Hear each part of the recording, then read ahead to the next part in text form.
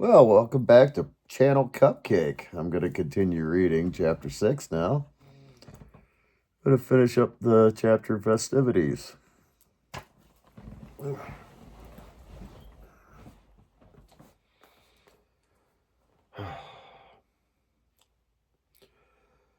Prince Humperdinck simply had no time.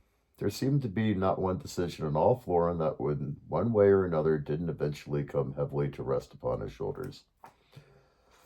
Not only was he getting married, his country was having its 500th anniversary. Not only was he noodling around in his mind the best ways to get a war going, he also had to constantly have the affection shining from his eyes. Every detail had to be met and met correctly. His father was just no help at all, refusing either to expire or stop mumbling. He thought his father was dead, but that was a fake out. Don't forget, Morgenstern was just edging into the nightmare sequence, so don't be confused. There's the Morgenstern piece. Moving on. And start making sense, Queen Bella simply hovered around him, translating here and there, and it was with shock that Prince Humperdinck realized just 12 days before his wedding day, they had neglected to set in motion the crucial Gilder section of his plan. So he called Yellen to the castle late one night. Yellen was chief of all enforcement in Florid City, a job he had inherited from his father. The albino keeper of the zoo was Yellen's first cousin, and together they formed the only pair of non-nobles the prince had come close to trusting. Your Highness, Yellen said. He was small but crafty with his darting eyes and slippery hands. Prince Humperdinck came out from behind his desk. He moved closer to Yellen and looked carefully around before saying softly, I have heard from impeachable sources that many men of Gilder have of late begun to infiltrate the thieves' quarter. They are disguised as Florinese, and I am worried. I have heard nothing of such a thing, Yellen said. A prince has spies everywhere. I understand, said Yellen, and I think since the evidence points that they tried to kidnap your fiancé once, such a thing might happen again. It's a possibility. I'll close off the thieves' quarter then, Yellen said. No one will enter, no one will leave. Not good enough, said the prince. I want the thieves' quarter emptied and every villain jailed until I am safely on my honeymoon. Yellen did not nod quickly enough, so the prince said, State your problem. My men are not always too happy at the thought of entering the thieves' quarter. Many of the thieves resist change. Root them out from the brute squad, but get it done. It takes at least a week to get a decent brute squad going, Yellen said, but that is time enough. He bowed and started to leave. And that was when the scream began. Yellen had heard many things in his life, but nothing quite so eerie as this. He was a brave man, but the sound frightened him. It was not human, but he could not guess the throat of the beast it came from.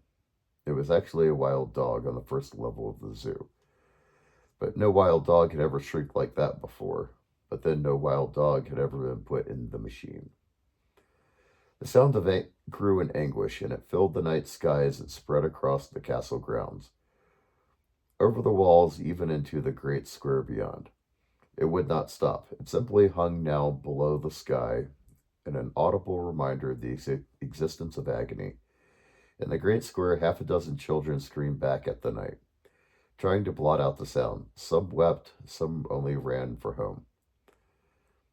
Then it began to lessen in volume. Now it was harder to hear in the great square. Now it was gone. Now it was hard to hear on the castle walls. Now it was gone from the castle walls. It shrunk. Across the grounds, toward the first level of the Zoo of Death, where Count Rugen sat fiddling with some knobs. The wild dog died. Count Rugen rose. It was all he could do to bury his own shriek of triumph. He left the zoo and ran toward Prince Humperdinck's chambers. Yellen was just going to when the Count got there. The prince was seated now behind his desk. When Yellen was gone, they were alone. The Count bowed to his majesty. The machine, he says, at last works. Prince Humperdinck took a time before answering. It was a ticklish situation. Granted, he was the boss, the Count merely an underling. Still, no one in all Florin had Rugen's skills. An inventor, he had obviously at last rid the machine of all defects. As an architect, he had been crucial in the safety factors involved in the Zoo of the Death. And it had undeniably been Rugen who had arranged for the only survivable entrance being the underground 5th level 1. He was also supportive to the prince in all endeavors of hunting and battle. And you didn't forgive a follower like that a quick, "Get away, boy, you are bothering me." So the prince indeed took a while. "Look, Ty," he said finally, "I'm just thrilled you smoothed out all the bugs in the machine. I never for a minute doubted you'd get it right eventually. And I'm really anxious as it can be seen working." But how can I put this? I can't keep my head above water 1 minute to the next. It's not just the parties and the gooing with what's-her-name. I've got to decide how the 500th anniversary parade's going to be, and where does it start, and when does it start, and which noblemen get to march in front of which other noblemen, so that everyone's still speaking to me at the end of it. Plus, I've got a wife to murder, and a country to frame for it. Plus, I've got to get the war going once that's all happened. And all this stuff I've got to do myself. Here's what it comes down to. I'm just swamped, Ty.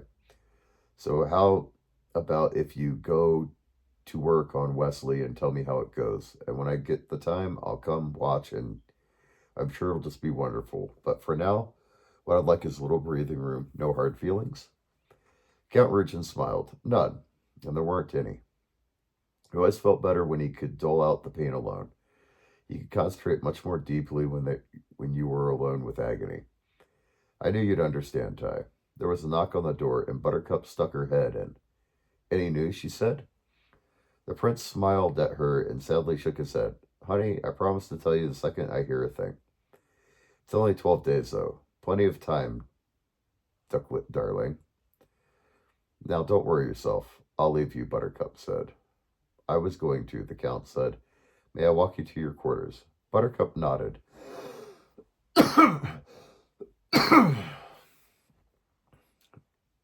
And down the quarters they wandered till they reached her suite. Good night, Buttercup said quickly. Ever since that day he had first come to her father's farm, she was always been afraid wherever the Count came near. I'm sure he'll come, the Count said. He was privy to all the prince's plans, and Buttercup was well aware of this. I don't know your fellow well, but he impressed me greatly. Any man who can find his way through the fire swamp can find his way to Florin Castle before your wedding day.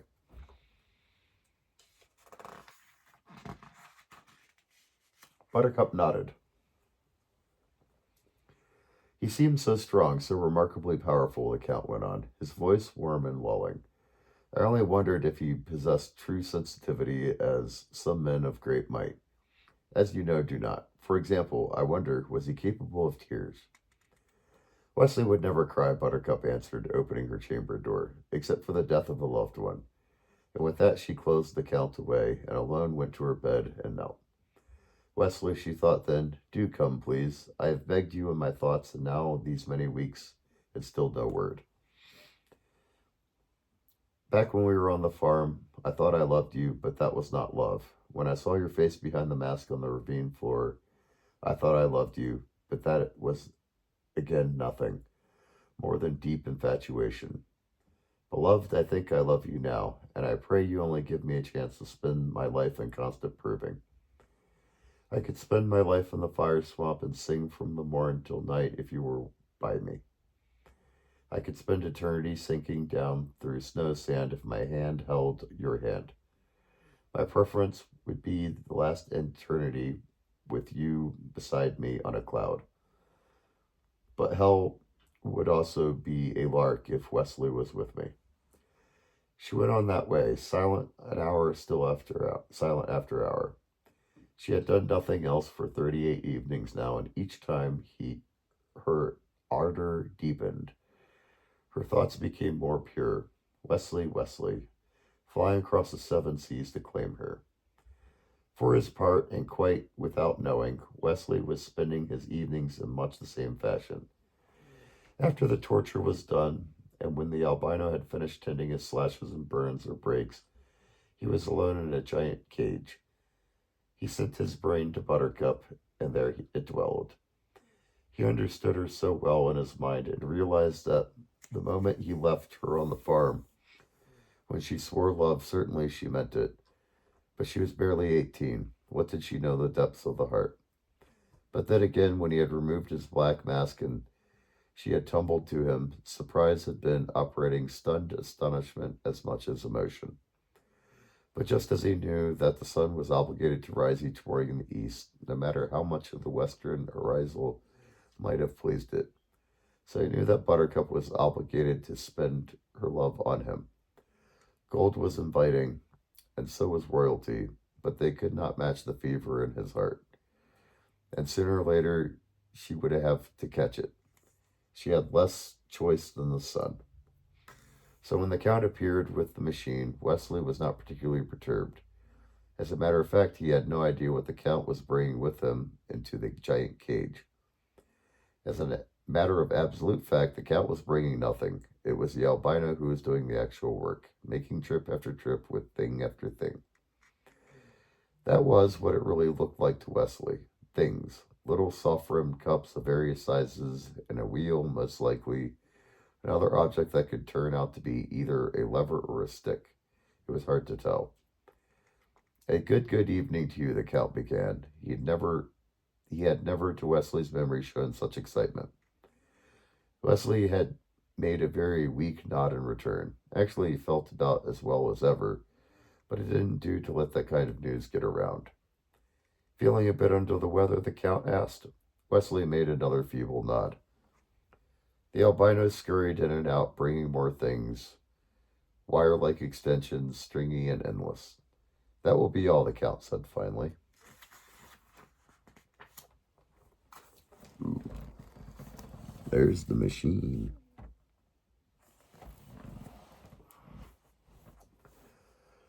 Nod, gone. This is the machine, the Count said when they were alone. I've spent 11 years constructing it, and as you can tell, I'm rather excited and proud. Wesley managed an affirmative blink. I'll be putting it together for a while, and with that he got busy. Wesley watched, constructed with a good deal of interest and logically enough curiosity. You heard that scream a bit earlier on this evening, another affirmative blink. That was a wild dog. The machine caused the sound. It was a very complex job the Count was doing. But the 6 fingers on his right hand never for a moment seemed in doubt as to just what to do. I'm very interested in pain, the Count said, and I'm sure you've gathered these past months in an intellectual way. Actually, I've written, of course, the more learned journals on the subject. Articles mostly. At the present, I'm engaged in writing a book. My book, the book I hope, is a definitive work on pain, at least as we know it now. Wesley found the whole thing fascinating. He made a little groan. I think pain is the most underrated emotion available to us, the Count said. The serpent, to my interpretation, was pain. Pain has been with us always, and it always irritates me when people say as important as life and death, because the proper phrase, to my mind, should be as important as pain and death. The Count fell silent for a time then, and then he began and completed a series of complex adjustments. One of my theories, he said somewhat later, is that pain involves anticipation. Nothing original, I admit, but I'm going to demonstrate to you what I mean. I will not use the machine on you this evening. I could, it's ready and tested, but instead I will simply erect it and leave it beside you, for you to stare at the next 24 hours, wondering just what it is and how it works, and can it really be as dreadful as all that? He tightened some things here, loosened some more over there, tugged and patted and shaped. The machine looked so silly. Wesley was tempted to giggle. Instead, he groaned again. I'll leave you to your imagination then, the Count said, and he looked at Wesley.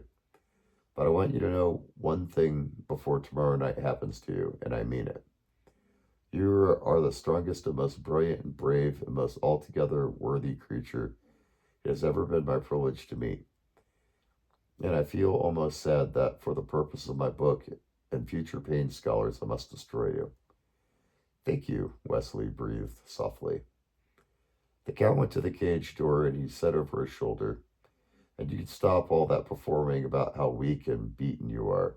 You haven't fooled me for a month. You're practically as strong now as the day you entered the fire swamp. I know your secret, if that's any consolation to you. Secret, hushed, strained. You've been taking your brain away, the Count cried. You haven't felt the least discomfort in all these months. You raise your eyes, drop your eyelids, and then you're off. Probably with, I don't know, her, most likely. Good night. Try and sleep. I doubt you'll be able to. Anticipation, remember? With a wave, he mounted the underground stairs. Wesley could feel the sudden pressure in his heart. Soon the albino came, knelt by Wesley's ear, whispered, I've been watching you all these days. You deserve better than what's coming. I'm needed. No one else feeds the beast as I do. I'm safe. They won't hurt me. I'll kill you if you'd like. That would foil them. I've got some good poison. I beg you. I've seen the machine. I was there when the wild dog screamed. Please let me kill you. You'll thank me, I swear. I must live, whispered, but interruption. They will not reach me. I am all right. I am fine. I am alive, and I will stay that way. He said the words loud, and then he said them with passion, but for the first time in a long time, there was terror. Well, could you sleep? The Count asked the next night upon his arrival in the cage. Quite honestly, no, Wesley replied in his normal voice. I'm glad you're being honest with me. I'll be honest with you. No more charades between us, the Count said, putting down the number of notebooks and quills and pens and ink bottles. I must carefully track your reactions, he explained. In the name of science. The Count nodded. If my experiments are valid, my name will last beyond my body. It's immortality I'm after, to be quite honest. He adjusted a few knobs on the machine. I suppose you're naturally curious on how this works. I have spent the night pondering, and I know no more than when I started. It appears to be a great conglomeration of soft-rimmed cups and infinite various sized, together with a wheel and a dial and a lever. What it does is beyond me. Also glue, added the Count, pointing to a small tub of thick stuff, to keep the cups attached. And with that he set to work, taking cup after cup, touching the soft rim with glue, and setting them against Wesley's skin. Eventually I'll have to put one on your tongue too, the Count said, but I'll save that for the last in case you have any questions. This certainly isn't the easiest thing to get set up for, is it? I'll be able to fix that in later bottles, the Count said. At least, those are my present plans. And he kept right on putting cup after cup on Wesley's skin until every inch of exposed surface was covered. So much for the outside, the Count said then. This next is a bit more delicate. Try not to move. I'm chained hand and foot, Wesley said. How much movement do you think I'm capable of? Are you really as brave as you sound, or are you a little frightened? The truth, please. This is for posterity, remember? I'm a little frightened, Wesley replied. The Count jotted that down, along with the time. Then he got down to the work. As soon as there was a tiny, soft-rimmed cups on the inside of Wesley's nostrils, against his eardrums, under his eyelids, above and below his tongue, and before the Count arose, Wesley was covered inside and out with the things. Now all I do, the Count said very loudly, hoping Wesley could hear, is get the wheel going to its fastest spin, so that I have more than enough power to operate, and the dial can be set for 1 to 20. And being the first time, I will set it at the lowest setting, which is 1. And then all I need to do is push the lever forward, and we should, if I haven't gummed it, be in full operation. But Wesley, as the lever moved, took his brain away, and then when the machine began, Wesley was stroking her autumn-colored hair, and touching the skin of wintry cream, and then his world exploded. Because the cups were everywhere, and before they had punished his body, but left his brain. Not not the machine reached everywhere. His eyes were not to his control, his ears could not hear gentle, loving whispers, and his brain slid far from love into the deep vault of despair. Hit hard, fell again, down through the house of agony into the country of pain, inside and out. Wesley's world was ripping apart, and all he could do nothing but crack along with it.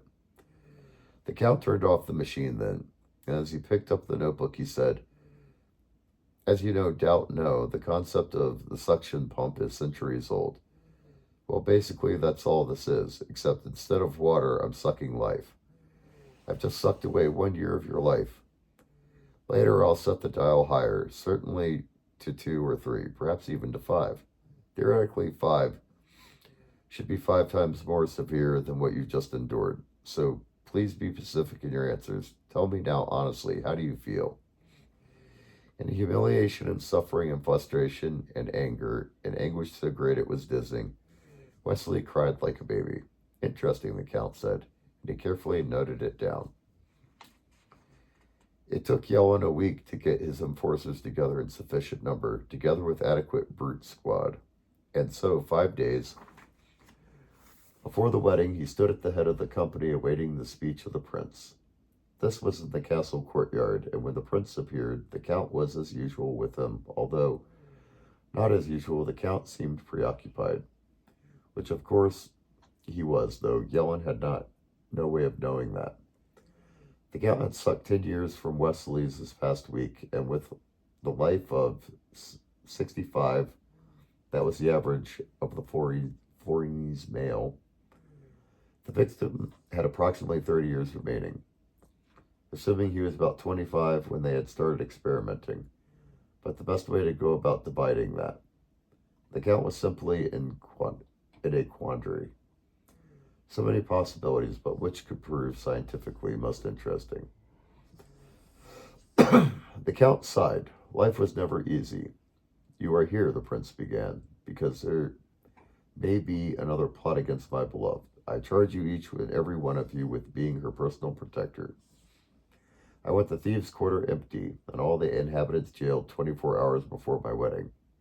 Only then will I rest easy, gentlemen. I beg you, think of this mission as being an affair of the heart, and I know you will not fail." With that, he pivoted and, followed by the Count, hurried from the courtyard, leaving Yellen in command. The conquest of the thieves' quarter began immediately. Yellen worked long and hard at it each day.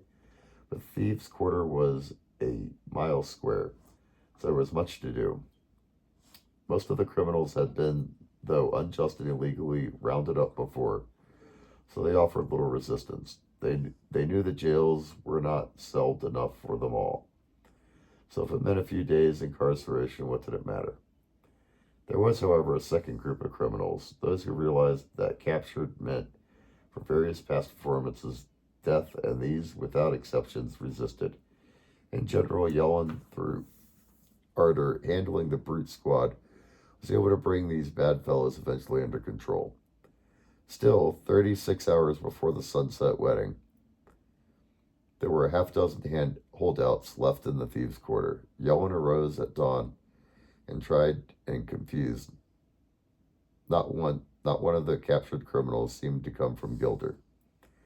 He gathered the best of the brute squad and led them into the thieves' quarter for what had simply been the final foray. Yellen went immediately to Falkbridge's alehouse, first sending all save 2 brutes off on various tasks, keeping a noisy and quiet one for his own needs. He knocked on Fallbrook's bridge door and waited. Fallbrook Bridge was by far the most powerful man in the thieves' quarter. Falkbridge. Oops, saying that wrong. He seemed almost to own half of it, and there wasn't any crime or dimension he wasn't behind. He always avoided arrest, and everyone except Yellen thought Falkbridge must be bribing somebody. Yellen knew he was bribing somebody since every month, rain or shine, Falkbridge came to Yellen's house. He gave him a satchel full of money. Who? Falkbridge called from inside the alehouse. The chief of all enforcement in Florin City, accompanied by brutes. Yellen replied. Completeness was one of his virtues. Oh. Falkbridge opened the door. For a power, he was very unimposing, short and chubby. Come in. Yellen entered, leaving the two brutes in the doorway. Get ready and be quick, Yellen said. Hey, Yellen, it's me, Falkbridge said softly. I know, Yellen said softly back. But please do me a favor and get ready. Pretend I did. I'll stay in the alehouse, I promise. I got enough food. No one will ever know. The prince is without mercy, Yellen said. If I let you stay and I'm found out, that's it for me. I've been paying you 20 years to stay out of jail. You're a rich man, just so I don't have to go to jail. What's the logic of me paying you no advantages? I'll make it up to you. I'll get you the best cell in Florin City. Don't you trust me? How can I trust a man I pay for 20 years to stay out of jail when all of a sudden, the minute a little extra purse is on, he says go to jail? I'm not going. You, Yellen signaled to the noisy one. The brute started running forward. Put this man in the wagon immediately, Yellen said.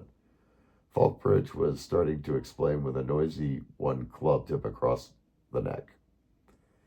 Not so hard, Yellen cried. The noisy one picked up Falkbridge, tried dusting his clothes. Is he alive? Yellen asked. See, I didn't know you wanted him breathing in the wagon. I thought you only wanted him in the wagon breathing or not, so... Enough, Yellen interrupted and upset. He hurried out of the alehouse, while the noisy one brought Falkbridge. Is that everyone then? Yellen asked. The various brutes were visible leaving the thieves' quarter, pulling various wagons. I think there's still a fencer with the brandy, the noisy one began. See, they tried getting him out yesterday, but I can't be bothered with a truck. I'm an important man. Get him out of here and do it now. Both of you. Take the wagon with you and be quick. The quarter must be locked and deserted by sundown, or the prince will be mad at me. And I don't like it much when the prince is mad at me. We're going, the noisy one replied. Then he hurried off, letting the quiet one bring the wagon and Falkbridge inside. They tried getting this fencer yesterday, some of the standard enforcers, but it seems he has certain sword skills that made them wary. But I think I have a trick that will work. The quiet one hurried along behind, dragging the wagon. They rounded a corner, and from round the corner just ahead, a kind of drunken mumbling was starting to get louder. I'm getting very bored, Vizzini came from out of sight. 3 months is a long time to wait, especially for a passionate Spaniard. Much louder now. I am very passionate, Vizzini, and you are nothing but a tardy Sicilian. So if you're not here in 90 more days, I am done with you. You hear? Done. Much softer now. I didn't mean that, Vizzini. I just love my filthy stoop. Take your time. The noisy brute slowed. That kind of talk goes on all day. Ignored it. And kept the wagon out of sight. The quiet one pushed the wagon almost to the corner and stopped it. Stay with the wagon, the noisy one added, and then whispered, Here comes my trick. With that, he walked alone around the corner and stared ahead at the skinny fellow sitting, clutching the brandy bottle on the stoop. Oh there, friend, the noisy one said. I'm not moving. Keep your hoe there, said the brandy drinker. Hear me, though, please. I have been sent by Prince Humperdinck himself, who is in need of entertainment. Tomorrow is the country's 500th anniversary, and by a dozen greatest tumblers and fencers and entertainers are at this very moment competing. The finest pair will compete personally tomorrow for the new bride and groom. Now that is why I'm here. Yesterday some of my friends tried rousting you. They said later that you resisted with some splendid sword work. So if you'd like, I, at great personal sacrifice, will rush you to the fencing contest, where if you're as good as I am told, you might have yet the honor of entertaining the royal couple tomorrow. Do you think you could win such a competition? Breezing. Then hurry while there's still time to enter. The Spaniard managed to stand. He unsheathed his sword and flashed it a few times across the morning. The noisy one took a few steps backwards and said, "No time to waste. Come along now." The drunk started yelling, "I'm waiting for Vizzini. Meanie. I'm not mean. I'm just following the rule. Cruel. Not cruel, not mean. Can't you understand? I'm..." And here the voice trailed off for a moment and he squinted. Quietly he said, "Physic." From behind the noisy one, the quiet one said, "Who says ick?" Inigo took a step from his stoop, trying desperately to make his eyes focus through the brandy. "Says ick. Is that a joke you made?" The quiet one said, "Played." Inigo gave a cry and started staggering forward. "Physic, it's you." "True." And he reached out, grabbed Inigo just before he stumbled, brought him back to an upright position.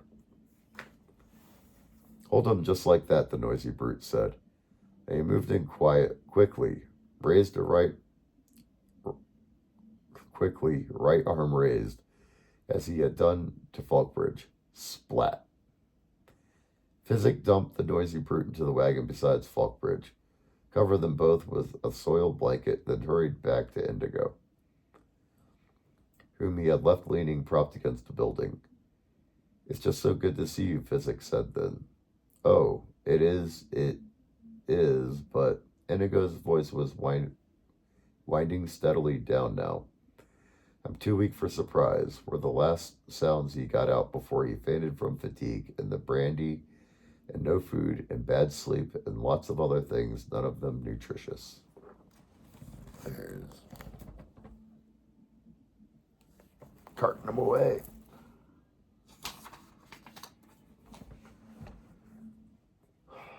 Physic hoisted him up with one arm, took the wagon in the other, and hurried back to Falkbridge's house. He carried Inigo inside and placed him upstairs on Falkbridge's feathered bed, then hurried away to the entrance of the thieves' quarter, dragging the wagon behind him. He made very sure that the dirty blanket covered both the victims, and outside the entrance of the brute squad, held a boot count of those they had removed. The total came out right, and by 11 in the morning there was a great walled thieves' quarter was officially emptied and padlocked. Released from active duty, Physic followed the wall around to the quiet place and waited. He was alone. Walls were never any problem for him, not so long as his arms worked, and he quickly scaled this one. He hurried back through the quiet streets to Falkbridge's house. He made some tea and carried it upstairs, forced in Inigo within a few moments. Oh. Inigo was blinking under his own power. "It's just so good to see you," Physic said then. "Oh, it is, Inigo agreed. "And I'm sorry for fainting, but I have done nothing for 90 days but wait for Vizzini and drink brandy. And a surprise like seeing you, well, that's just too much for me on an empty stomach, but I'm fine now." "Good," Physic said. "Vizzini is dead." "He is, eh? Dead, you say?" Then he fainted again. Physic began berating himself. "Oh, you stupid, if there's a right way and a wrong way, trust you find the very dumb way. Fool, back to the beginning was the rule." Physic really felt idiotic. Then, because after months of forgetting, now he didn't need to remember anymore, he remembered.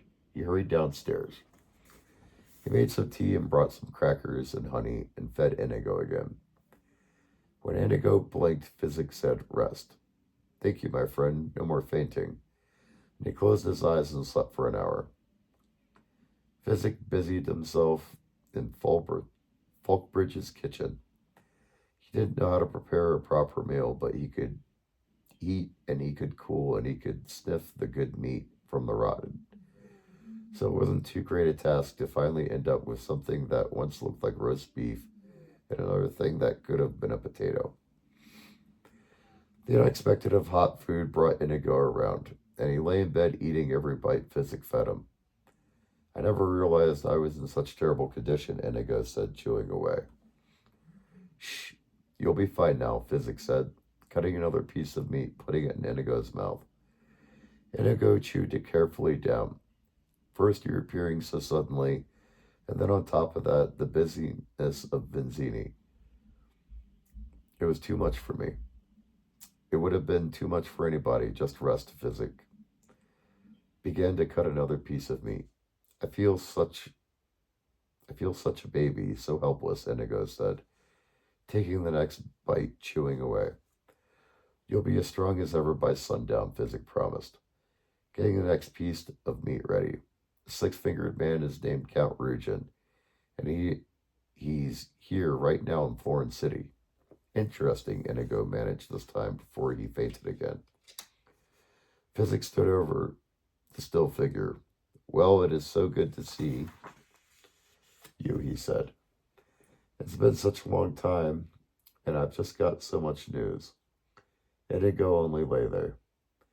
Physic hurried to Falkbridge's tub and plugged it up. After a lot of work, he got it filled with some steaming water, and then he dunked Inigo in, holding him down with one hand. Holding Inigo's mouth shut with the other. And when the brandy began to sweat from the Spaniard's body, Physic emptied the tub and filled it again, with icy water this time. And back he plunged Inigo, and with that, the water began to warm a bit. Back he filled the tub with steaming stuff, and back went Inigo. Now the brandy was really oozing from his pores, and that was how it went, hour after hour, hot to icy, cold to steamy, hot, and then some tea, and then some toast, and then some steaming, hot again, and more icy, cold, and then a nap, and then more toast and less tea, but the longest steamer yet. This time there wasn't much brandy left inside, and one finally icy cold, and 2 hours sleep until the midsummer afternoon. They sat downstairs by Falkbridge's kitchen. Now at last, for some time, in 90 days, Inigo's eyes were almost bright. His hands did shake, but it's not all that noticeably. And perhaps Inigo of before the brandy would have been bested this fellow, now in 60 minutes of solid fencing, but not too many other masters in the world would have survived for 5.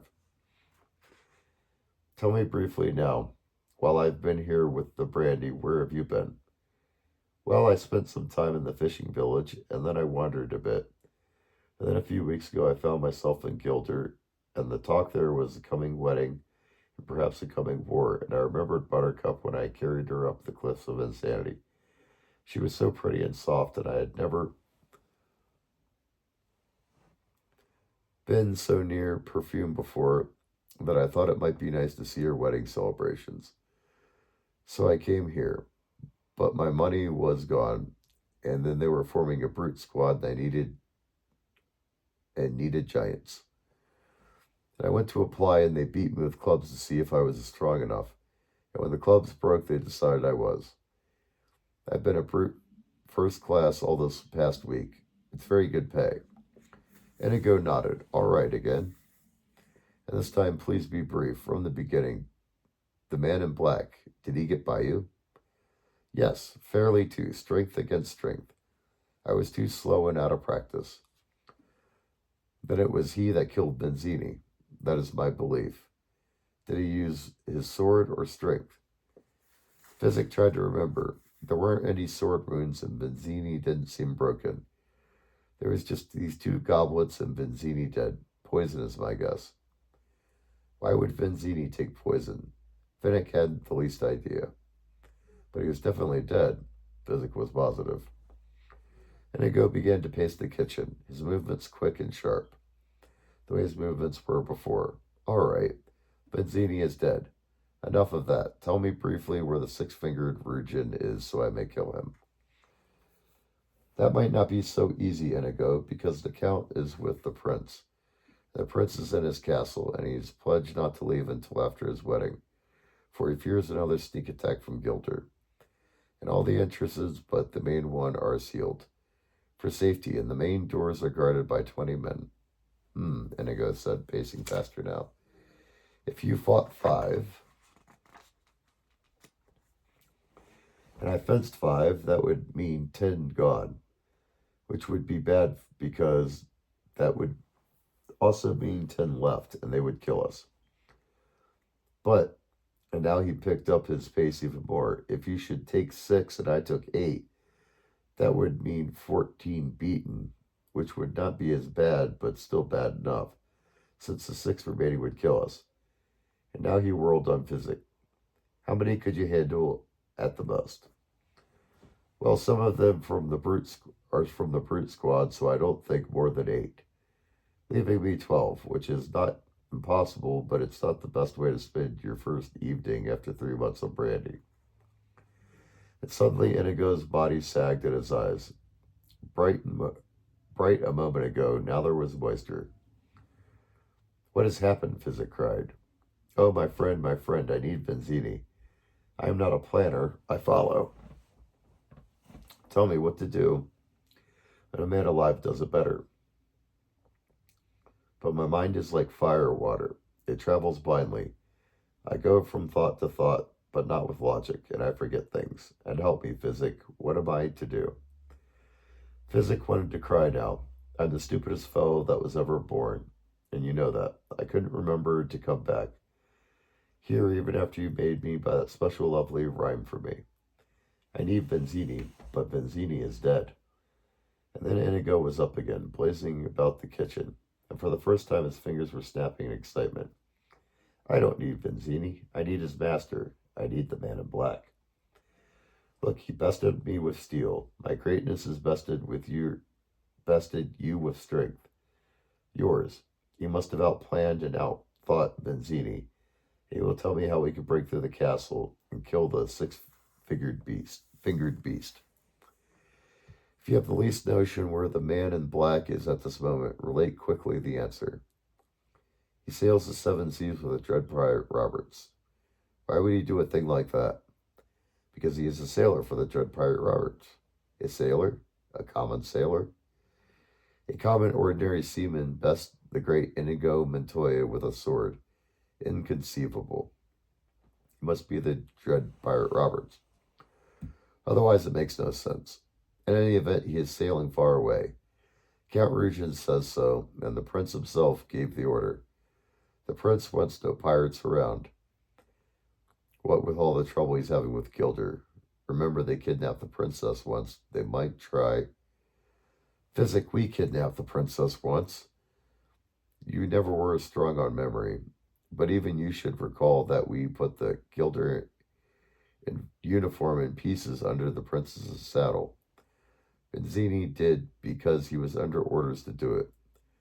Someone wanted Gilder to look guilty, and who but a noble would want that? What noble more than the war-loving prince himself? We never know who hired Benzini. I guess at Humperdinck. And as for the Count's word on the man in black's whereabouts, since the Count is the same man who slaughtered my father, we can rest assured that he is certainly a terrific fellow. He started for the door. Come, we have much to do. Physic followed him throughout the darkening streets of the thieves' quarter. You'll explain things to me as we go along, Physic asked. I'll explain to you now. His blade-like body knifed on through the quiet streets. Physic hurrying alongside. A, I need to reach Count Rugen to at last avenge my father. B, I cannot plan how to reach Count Rugen. C, Benzini could have planned it for me, but C prime, Benzini is unavailable. However, D, the man in black outplanned Benzini, so therefore E, the man in black can get me to Count Rugen. But I told you, Prince Humperdinck, after he captured him, gave the orders for all to hear that the man in black was to be returned safely to his ship. Everyone in Florin knows this to be so. A, Prince Humperdinck has had some plans to kill his fiancée and hired us to carry them out. But B, the man in black ruined Prince Humperdinck's plans. However, eventually C, Prince Humperdinck managed to capture the man in black, and as everybody at all Florin also knows, Prince Humperdinck has a terrible temper, so therefore D, if a man has a terrible temper, what could be more fun than losing against the very fellow who spoiled your plans to kill your fiancée? They have reached the thieves' quarter wall now. Inigo jumped on Fizzic's shoulders, and Fizzic started to climb. Conclusion 1. Inigo continued, not missing a beat. Since the prince is in Florin City, taking out his temper on the man in black, the man in black must also be in Florin City. Conclusion 2. The man in black must not be too happy with his present situation. Conclusion 3. I am in Florin City and I need a planner to avenge my father, while he is in Florin City and needs a rescuer to salvage his future. And when people have equal needs for each other, conclusion 4 and final, deals are made. Fizzic reached the top of the wall and started carefully climbing down the other side. I understand everything, he said. You don't understand nothing. But it really doesn't matter, since what you mean is, you're glad to see me just as I'm glad to see you, because there's no more loneliness. That's what I mean, said Fizzic. And then there's them running down the street.